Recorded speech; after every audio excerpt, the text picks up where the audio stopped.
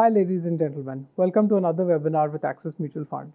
Today, we're here to talk about a very interesting topic, and we have a very special speaker for you today. Without further ado, let's introduce Ashwin. Ashwin Patni is the head of products and alternatives at Axis Mutual Fund. He also heads PMS and AIF at Axis AMC. Ashwin comes with an experience of over 2 decades in the investment space and has been at Axis Mutual Fund for over a decade and a half. So I think let's hand it over to Ashwin and pick his brains on this new investment opportunity that we're bringing very soon to the market. So hi Ashwin, how are you doing? Hi Siddhant, good to be here. Yes, it's always great to talk to you. So Ashwin, we've been hearing a lot of chatter about consumption as a theme nowadays. What are your views on that, and what do the markets say? If you could perhaps start with a brief market outlook also. Yeah, sure. So I think let's take a step back. I think we've gone through a really good ride as far as equity markets are concerned. I think investors have done really well for themselves the last few years. Across theme sectors, we've seen sort of companies do well, markets rewarding the companies doing well. As a result, I think we are in a situation which is a happy situation if you are an investor.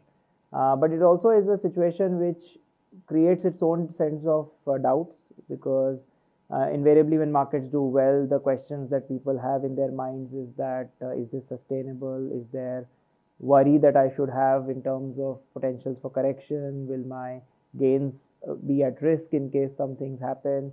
There are a different set of investors who may have not invested so much, and they may be feeling left out a little bit, and what do I need to do? I think the best way to look at these questions is to go back to the basics. I think equity markets are for the long term. People should not worry too much about near-term movements. That's the first point. The second point is that ultimately markets recognize the performance of companies. If the companies are doing well, the earnings are growing, then the price change would reflect that. And we are again in a very sweet spot as far as the economy is concerned, where the broader economy is doing well, number of companies are doing well, and that is leading to a good appreciation in terms of the potential and the earnings that they are seeing on the ground. And that is what the markets are picking up as well, and that's what they are rewarding as well. So it's a rally that is backed by what we typically call fundamentals, which is the earnings growth. So I would say I'm quite comfortable in terms of the broad direction where the markets are headed in a long term. Markets will always go through short term ups and downs as investors don't worry too much. And so that's a broader sense of an equity market. Now coming to your other point, which is about consumption as a theme, and this is something that is very, very interesting. I think probably the most interesting thing investment within the broader investment space that we are looking at in India, because look at the way it's just completely changed, right? Right. If you go back, you are younger, but if I go back to my childhood, 30 years ago, typical household was, joint family. Most of the people were either in smaller towns or villages. You were growing up, very limited sort of avenues for entertainment, for consumption. Most of us were really focused on just fulfilling our basic needs, right? And cut to today, and you as a country, we have just transformed ourselves. We've gone from a country of what I call needs to essentially wants. Different ways of looking at it, but essentially we have the ability to focus on things that we want to spend for the joy of spending and joy of consuming, rather than because we need to do it. So and obviously from a market perspective, companies react to consumer trends, companies react to the opportunities. So we are seeing a number of companies that are coming up to take advantage of this. So it's a very exciting thing. That sounds very interesting, actually. So I think Ashwin, you've laid the foundation for consumption as a theme, but given that this fund is fundamentally going to be a thematic product, so maybe if you could explain to the viewers what a thematic fund is, and then perhaps let's delve a little deeper into consumption as a theme.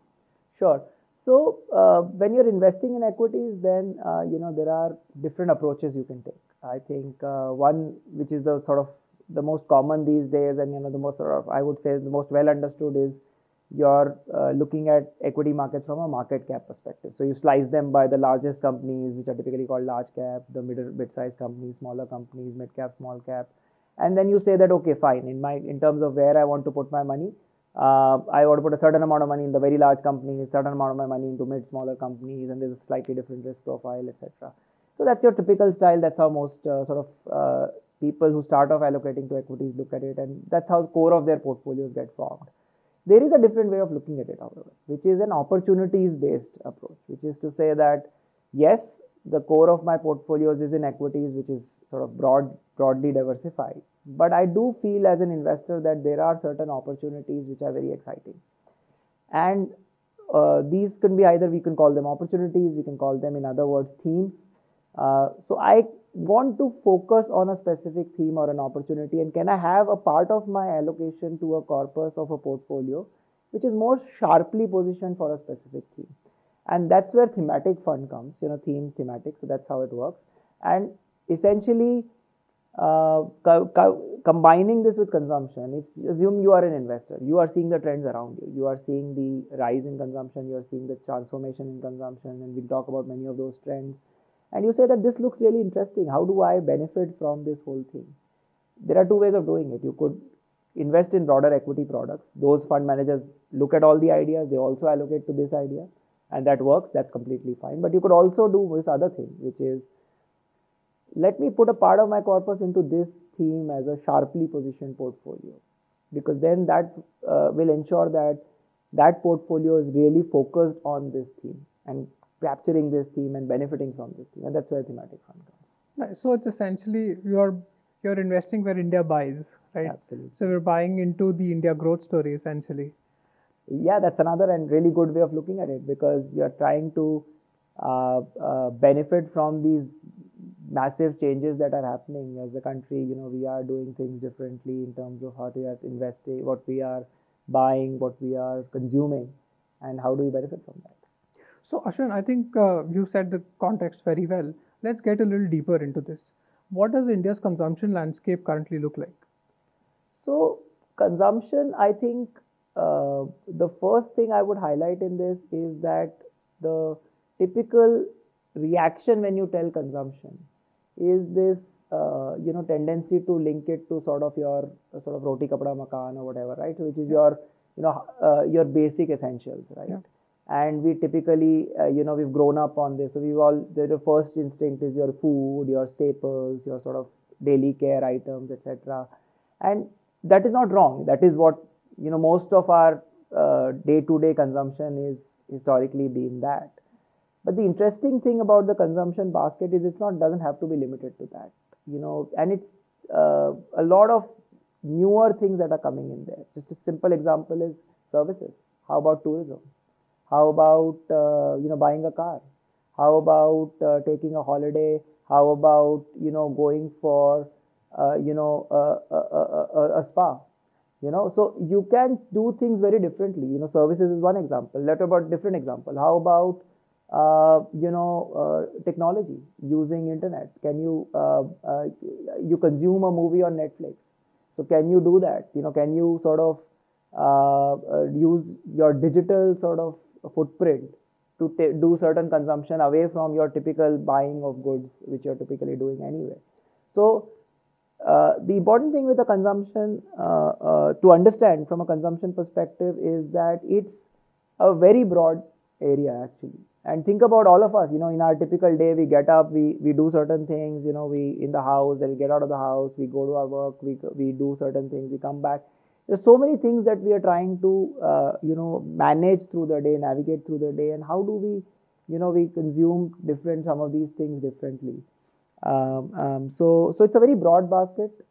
It consumes, and if I were to put it slightly in a technical way, it includes both the essentials, which are consumer staples, which are staple things that we have to do for our daily requirements, but it also includes things which are discretionary, which are things that we don't need necessarily, but which we want to enjoy consuming for improving our quality of lives or for our enjoyment purposes. Fair. And I think that makes a lot of sense, Ashwin, because if you look at how India has grown over the last, say, almost a decade, where we had this revolution where a certain telecom provider made the internet accessible to one and all, Today, I think out of a 1.5 billion population, over half of us are already on the internet. And most up and coming kids, the first screen they ever see in their lives will be a mobile phone. And I think it's exactly to what you were saying, where apps like Netflix and YouTube are now not only acting as entertainment channels but also as education channels. I think that's a beautiful growth story. Yes, and not only is this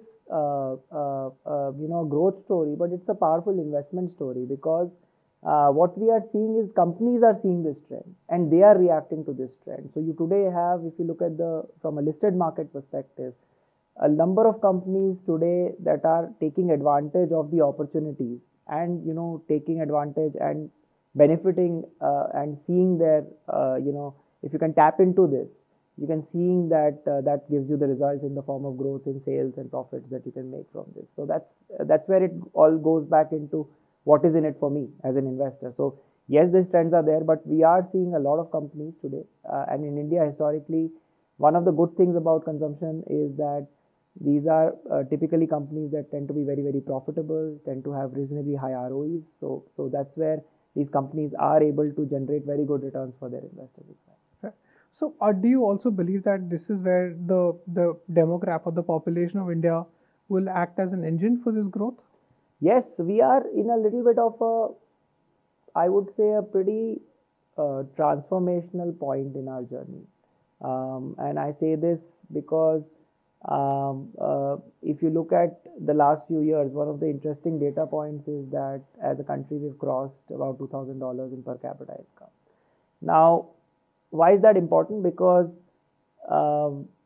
if you see the consumption basket, if you are a poor economy that has, historically, if you go back 20-30 years, we were less than 1,000, we were $500-$700, then we crossed 1,000, 1,500, now 2,000.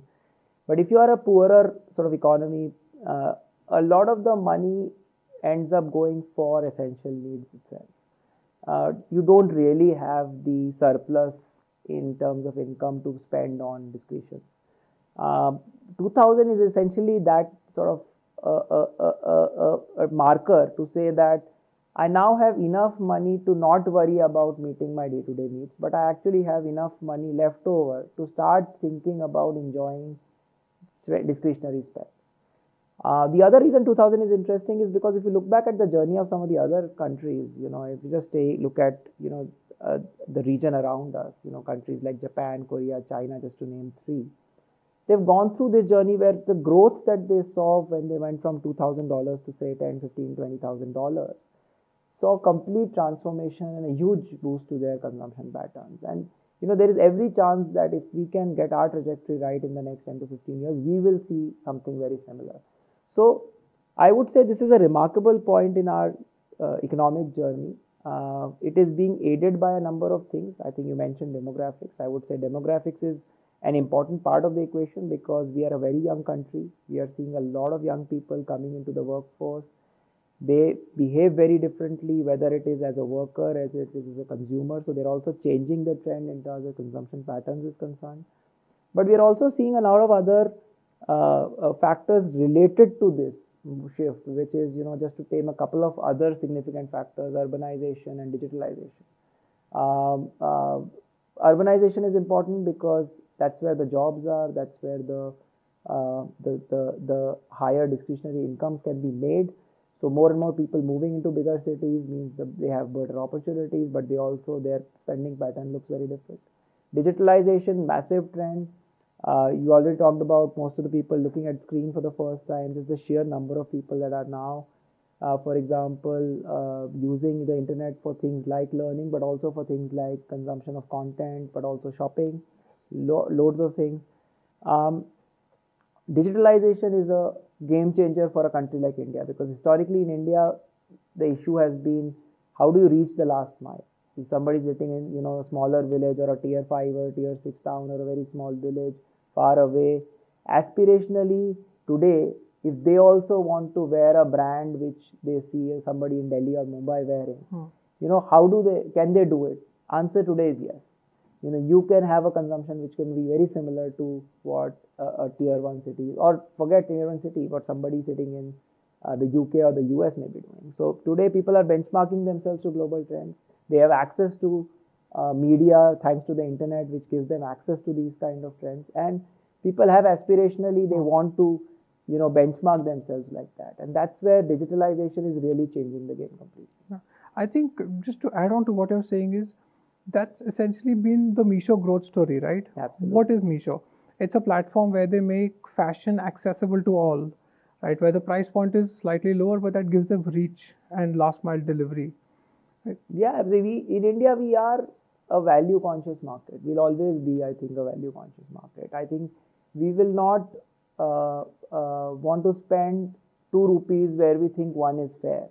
But what is changing for us is the trend which we call, you can call it premiumization, or you can call it sort of brand, rising brand salience, which is that people want to be buying things that they feel are the right brand or the right premium content for which suits their aspiration. So this is the shift that we have seen. 30 years ago, in our previous generation, or 30 years ago when we were there, we would be happy as long as we were buying something, we're buying shoes or we're buying clothes or we're buying food. Functionality was the most important thing. Cut to today, and I think today it's an aspirational purchase. You want to, we talk about phones, for example, and sale of premium phones. You talk about cars, for example, sales of SUV, premium cars, host of things. People, it's not just say that I want to buy a car because there is a need for me to go from point A to point B. It's also about my desire, my aspiration that it should be the right car. There is a message that I want to send in terms of the car that I'm sitting in, and just want to make sure that. So it's very, formalization. Brands have become very important. You have to, while value is there, but at the same time, people will not settle for something that they don't see is aligned with that aspiration. True.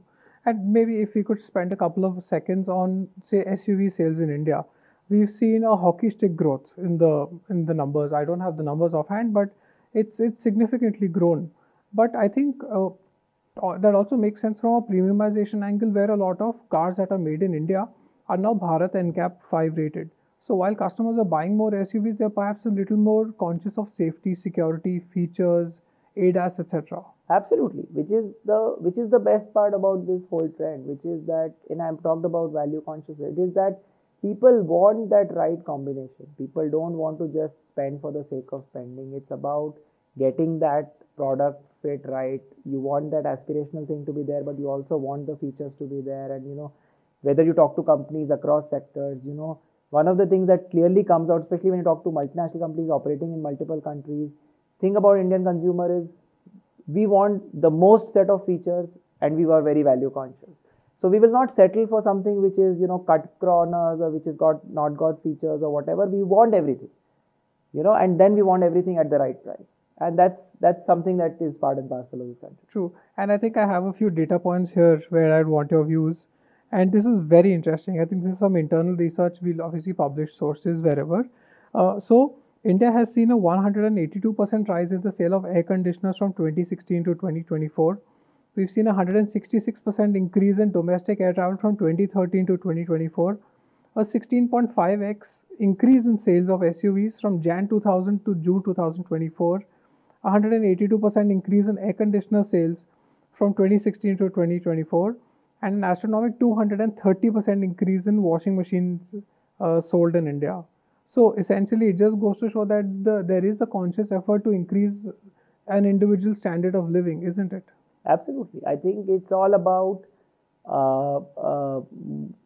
having that clear desire to have that comfort, to enjoy a better standard of living, as you rightly said, but also to sort of make sure that the rising income is used in the way to sort of really enjoy it and to spend it in things that we really enjoy. I think airlines is a great example, because more and more of us are flying.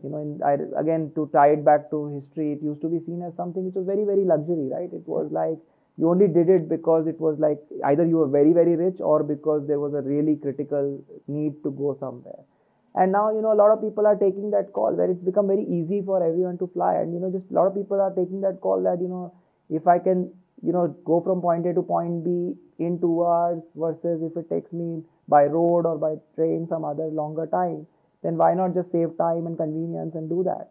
Or it has opened up tourism and, other opportunities. People are taking a call saying, fine, can I go and visit this place, and we're seeing the impact, of course, in terms of explosion in hotels, for example, and demand for some of these services. So it's very interesting that something that was seen as very exclusive and very rich thing is today seen as a very, very normal thing to do, to go and take a plane. This is completely like not something that people will raise their eyebrow or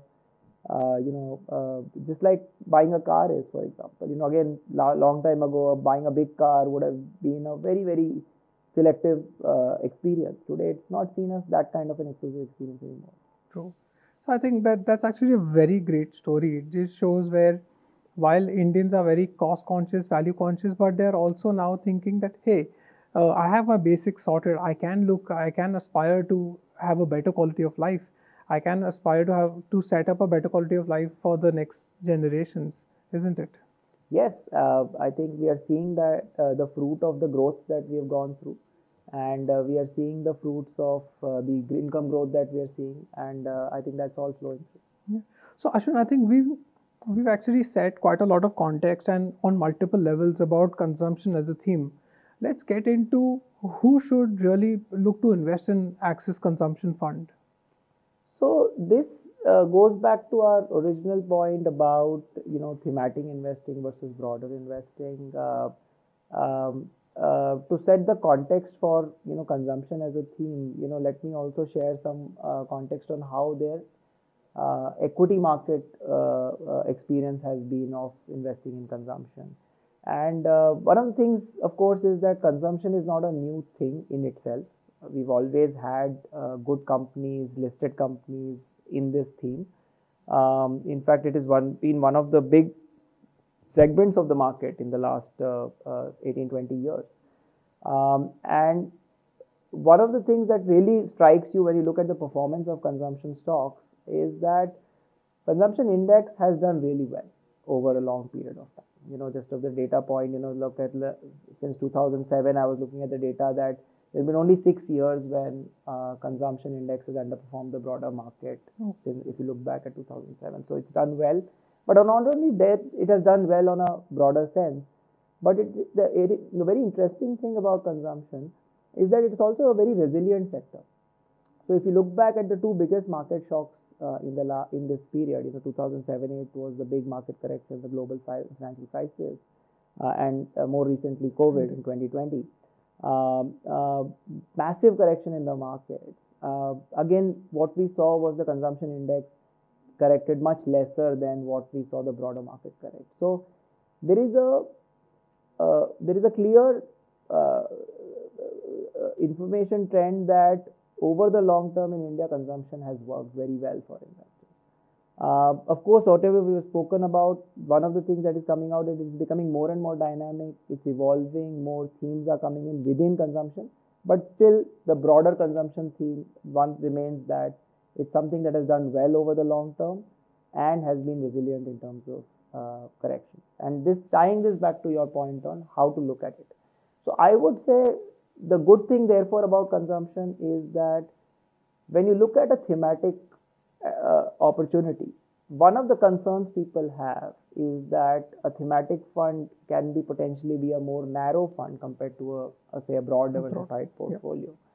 And therefore, what does it do to my risk profile and what does it do to the kind of risk return I may get?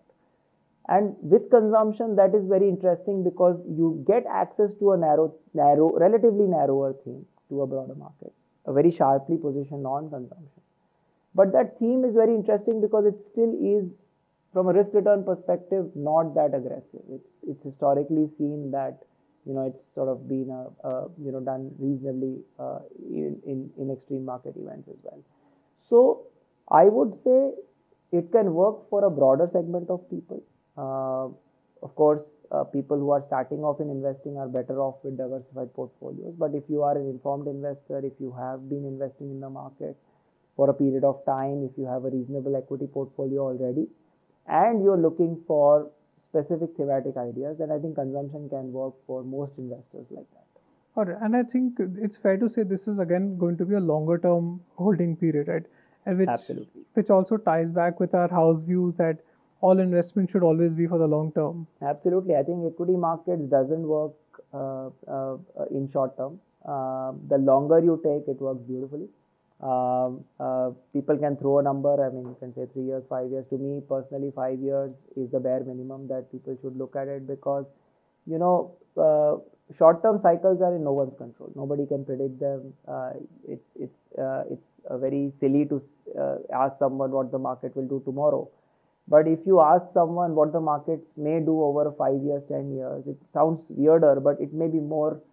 You may be able to make a more informed guess about it, right? And that's where the more fundamental trends step in, and are become more informed, more important than just the day-to-day gyrations of the market. So I would say clearly look at this only if you are in it for the long term. But assuming you have that kind of a long-term horizon, I think, as I said, for informed, active investors, this makes a lot of sense. So, and Ashwin, given that we're looking at maybe informed investors to come into this fund, and given that markets are currently at an all-time high valuation, do you think it's better to invest lumpy money into this, or would you be a little more prudent and start an SIP or an STP into this fund? I think regular investment is always good in the markets.